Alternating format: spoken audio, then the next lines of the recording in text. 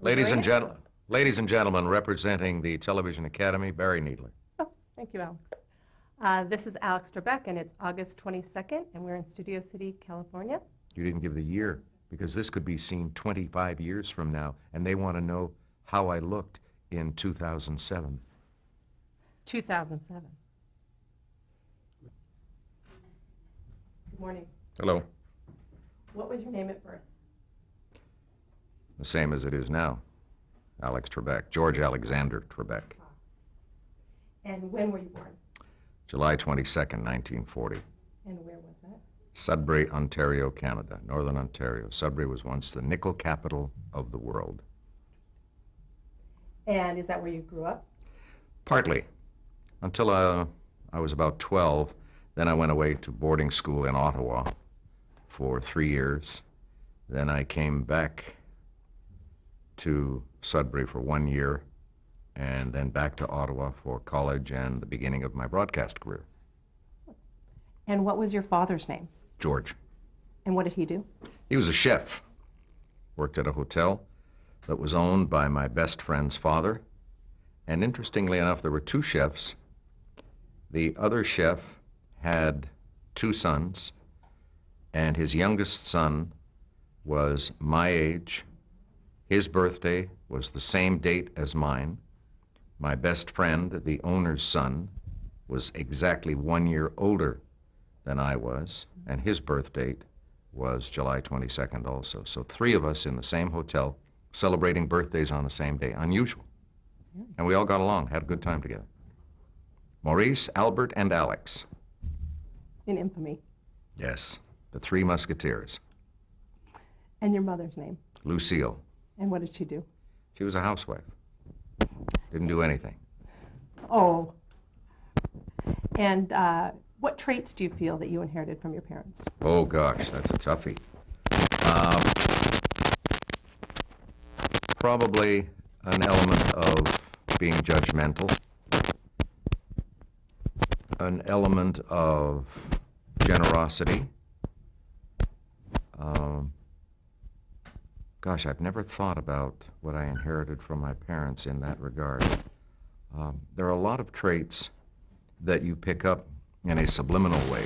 Not that they said, this is the way you should comport yourself in life, but by watching, by example, you pick up things. And my dad got along with everybody. Everybody. He was everybody's best friend. He also enjoyed drinking with everybody.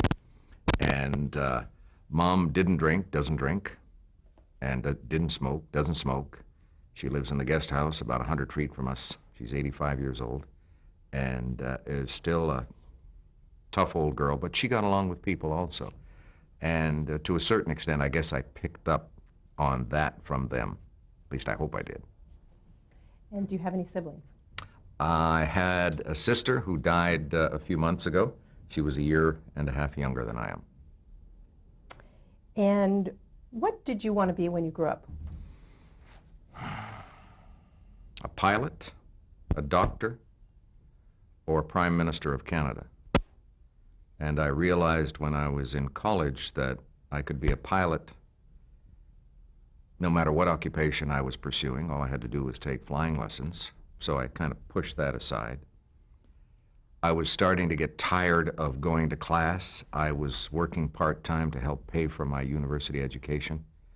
And although a good friend of mine, Father Lorenzo Donnie, who had set up the Faculty of Medicine at the University of Ottawa, was urging me to go into medicine, I said, no, I can't do it anymore. My grades are going down, and I'm just tired of going to class. So I pushed medicine aside, and I abandoned politics because I got into broadcasting.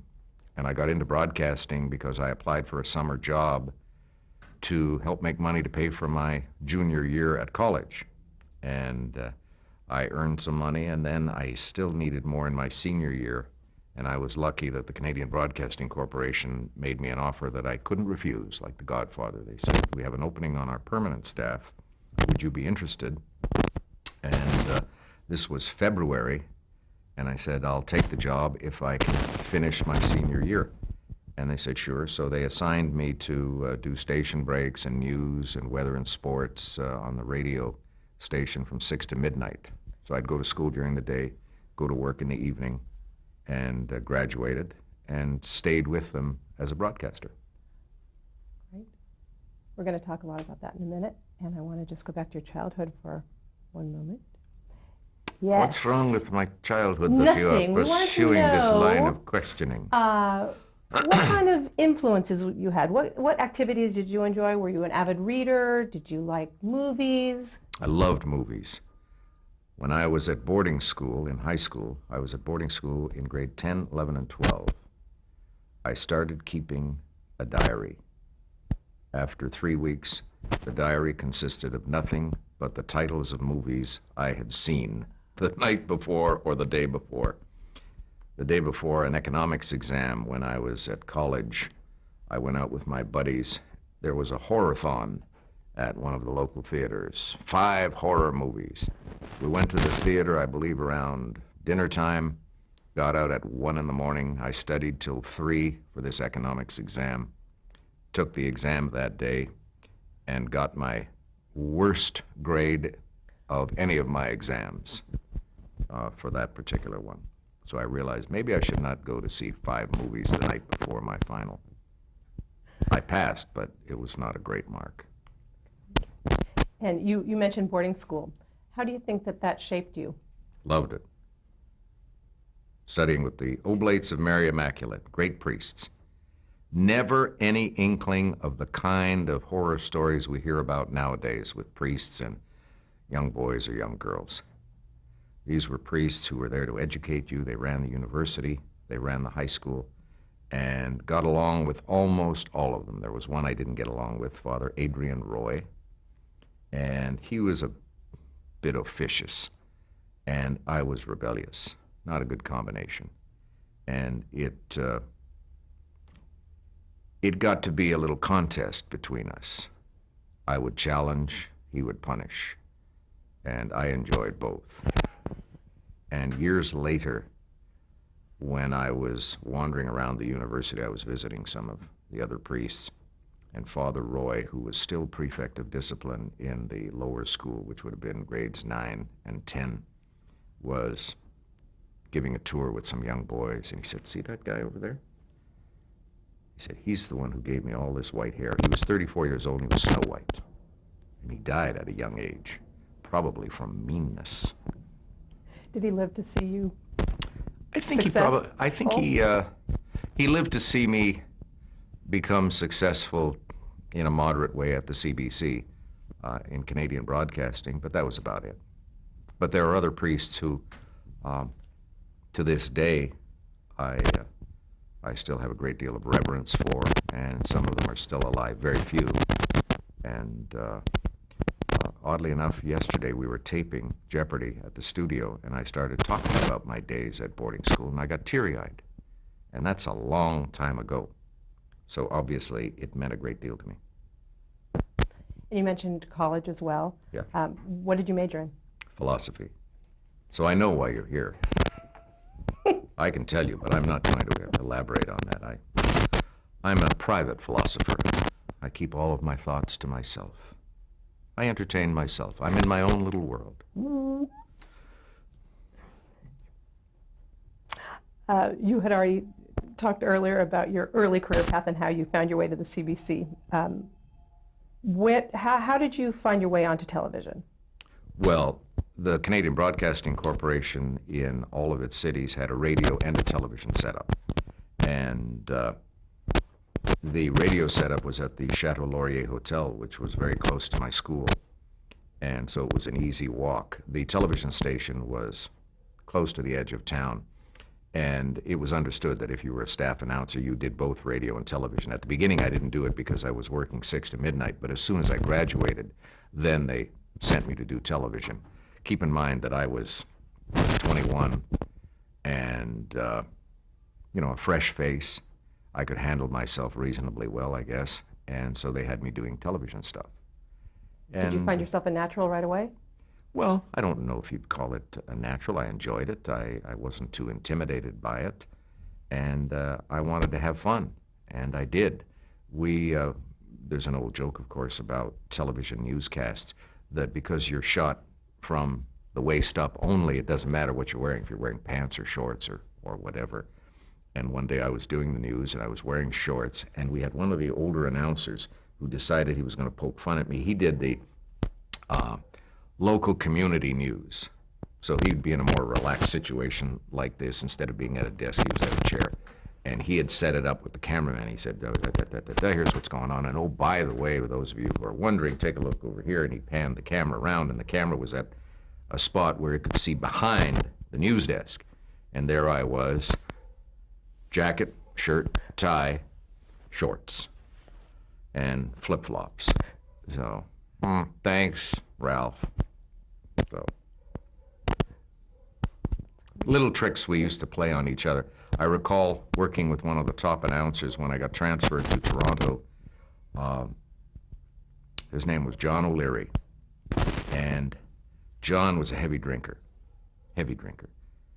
And we would do the national news on radio. We had two radio networks, the Dominion Network and the Trans-Canada Network. I'd be doing the news on one, he'd be doing the news on the other, and we'd start at 6 o'clock. And we'd do it at 6, 7, 8, 9, 10, and 11. We'd cover all of the time zones in the country, and it would be a 15-minute newscast. So you'd have nothing to do from 15 minutes after the hour until the top of the next hour. The Four Seasons Motor Hotel was right across the street, and they had a bar. I wasn't a drinker, but John was. So we'd go over there, and he'd have Boilermakers. He'd have a beer and a shot. And he'd come back, and I'd have to hold him when we got to the 10 and 11 o'clock newscast. I'd have to hold John to keep him from getting run over by the traffic coming down Jarvis Street. And he'd get on the air, and you would not know anything was amiss. On the air, he could have been falling down on his way to the studio, but on the air, perfect announcer. So we used to try to break him up. And Alan Hamill, who was an announcer at that time, and who is now living here in Southern California and married to Suzanne Summers, he was on staff. And one day, this was during the daytime, and there was no drinking involved, and John was doing the noon newscast. And Alan opened the door to the studio and took an empty spool, 7-inch tape, opened the door, took the spool, and spun it, and then closed the door. And then Alan and I walked to the big window that looked into the studio, and we watched that spool spin. And John is reading the news and not cracking up, nothing. But as the spool began to slow,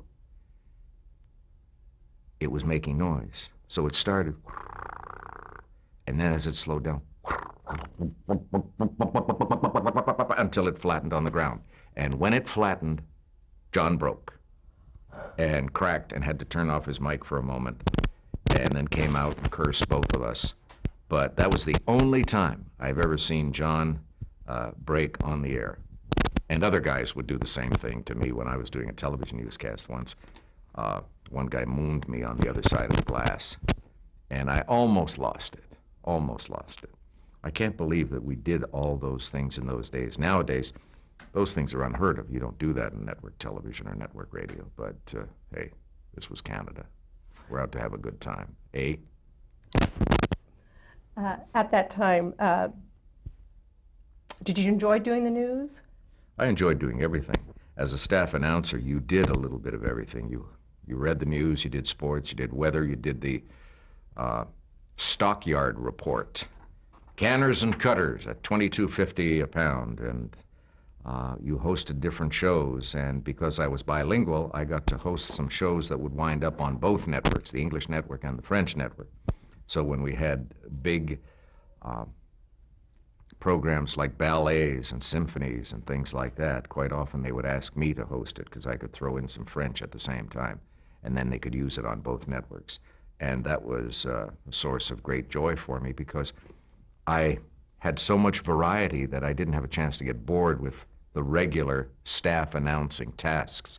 And I got to be the announcer on some big dramas, and I'd watch some famous actors perform, Lorne Greene, Bill Shatner, a number of famous directors working there, guys who would later wind up here in the United States directing movies. And it was all exciting for a guy in his early 20s. And when I transferred to Toronto, I hosted the first live teen music show on the air.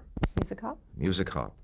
And that preceded Hullabaloo and what was the other one on Hullabaloo was NBC, and on ABC, it'll come to me later, early Alzheimer's. And so that was fun, and that was exciting because it was live. And if you messed up, and we had no cue cards or anything, so it was easy to mess up. And I messed up a few times, but you don't worry about it. It's live, so you just go on, and you have fun with it. Laugh at yourself. Learn to laugh at yourself. Very important in showbiz. Learn to laugh at yourself. Don't laugh at the job.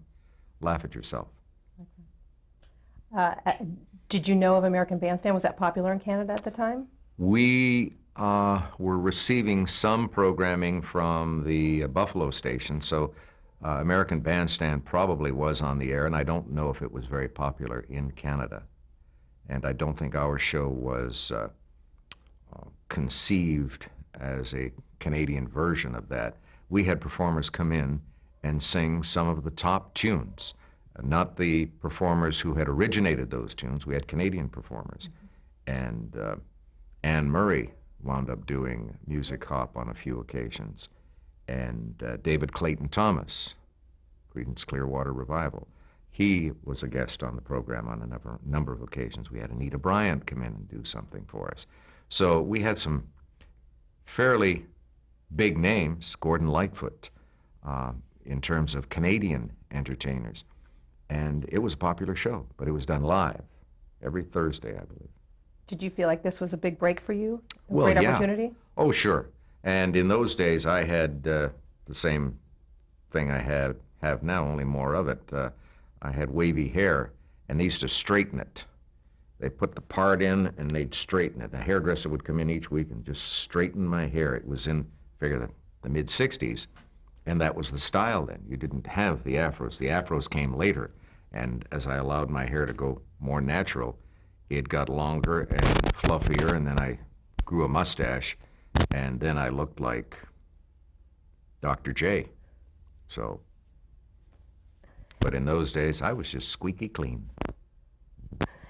Tell me about Reach for the Top and how that game was played. High school quiz show, 2 high schools sending teams to compete, 4 students on each team. The great thing about that was that it gave an opportunity for bright students to show their stuff, work together. And the greater thing about that was that it inspired SCTV to do takeoffs over the years, and some marvelous takeoffs. Eugene Levy, I maintain to this day, did the best Alex Trebek ever. Better than Will Ferrell? Better than Will Ferrell. He looked more the part, too. He had the dark hair and he had the black mustache. And at first, when they did the takeoff, he was introduced as Alex Trebell. And then I guess they decided, hey, let's forget about this charade. Let's just call you Alex Trebek. And John Candy and Catherine O'Hara and all of the SCTV guys were the students, and they were so stupid, and it was so funny that it took me, I never got to see it, but it took about, I don't know, 4 or 5 years after I left Canada before somebody sent me a tape, a compilation of all of their bits that were done as takeoffs of Reach for the Top. And so I looked at them all at once. I said, my gosh, these guys are so bright. You know, Dave Thomas. And you enjoyed the parody? Oh, I loved it. And the same is true today. People who come to the studio always ask me, how do you feel about the Saturday Night Live takeoffs of Jeopardy?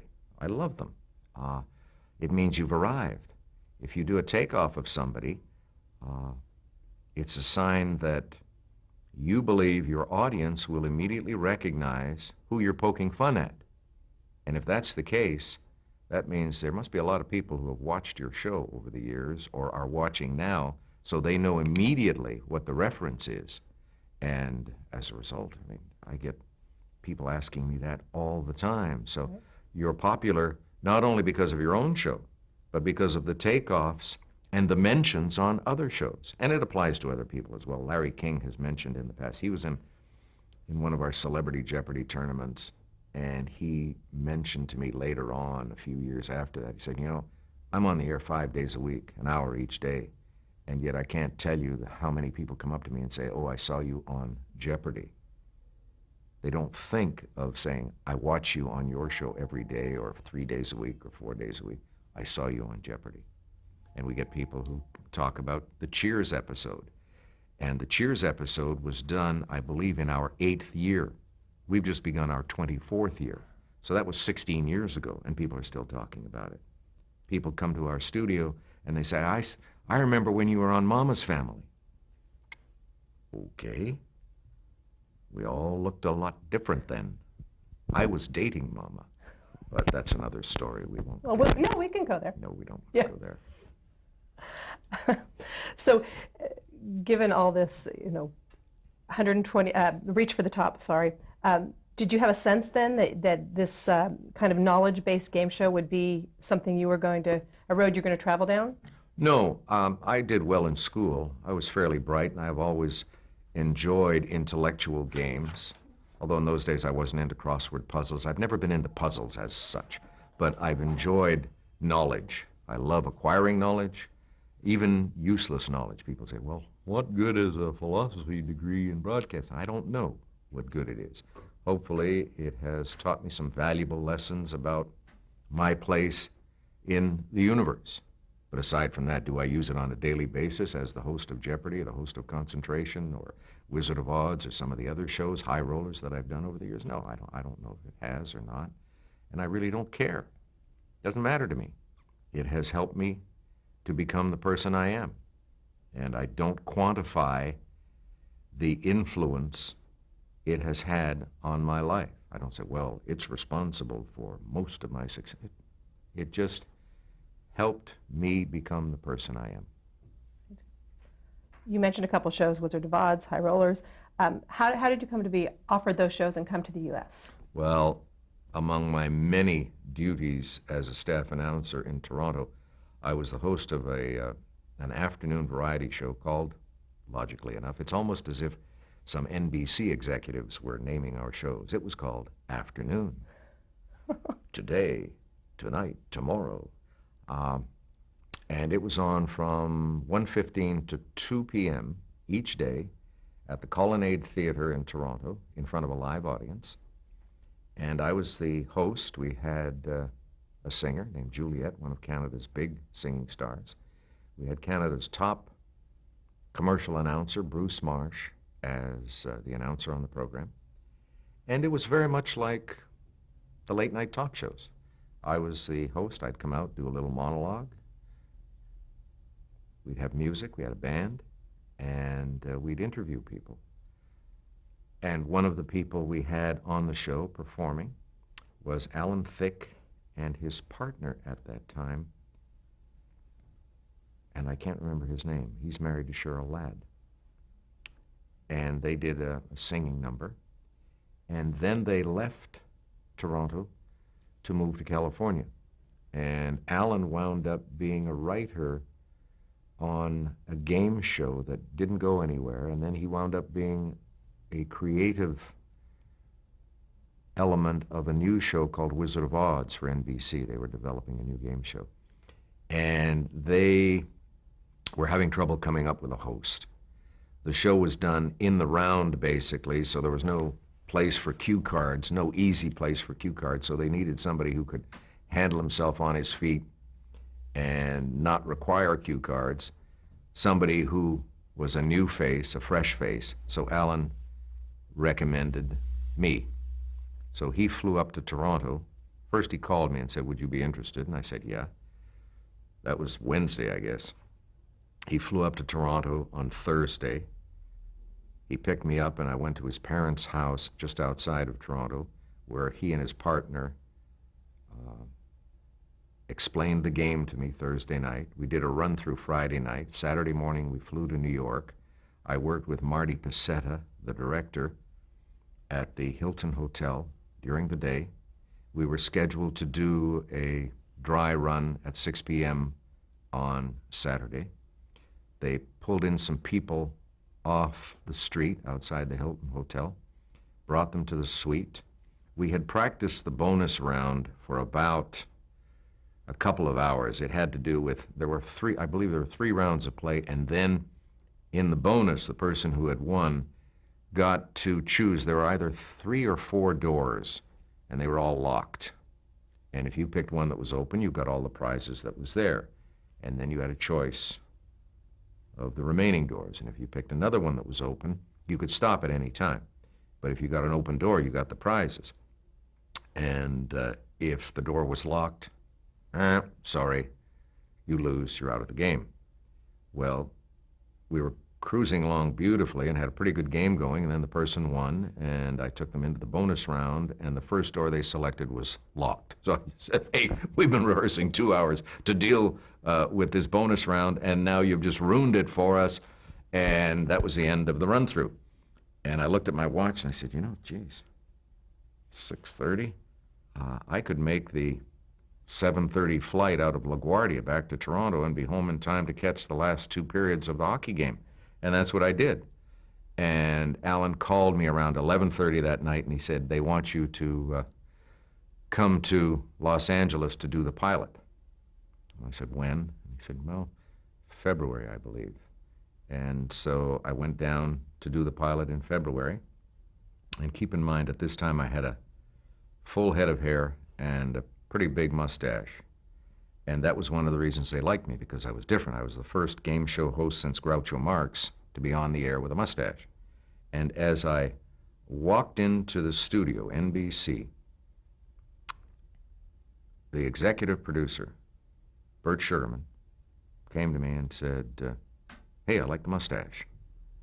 And then I ran into Lynn Boland, who was head of daytime for NBC, and she said she was probably having doubts at this point, second thoughts.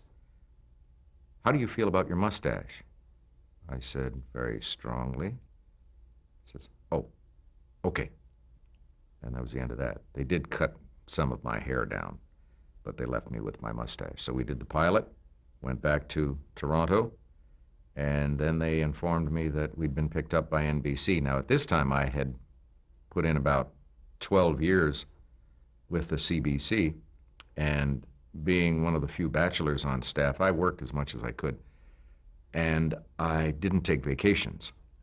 So I had accumulated 16 weeks of annual leave. So it was possible for me to accept their invitation to come to California, host Wizard of Odds, and not resign my job at the CBC. Keep in mind that in those days, we're talking about the early 70s now, you were picked up for 13 weeks at a time. So I could come down, do my 13 weeks, and if the show wasn't renewed, I hadn't lost anything, back on staff at the CBC. So I came down, and after a few weeks on the air, the show was picked up. So I went back, resigned, put my house up for sale, moved all of my furniture down here, and I became a U.S. resident, you know what I mean?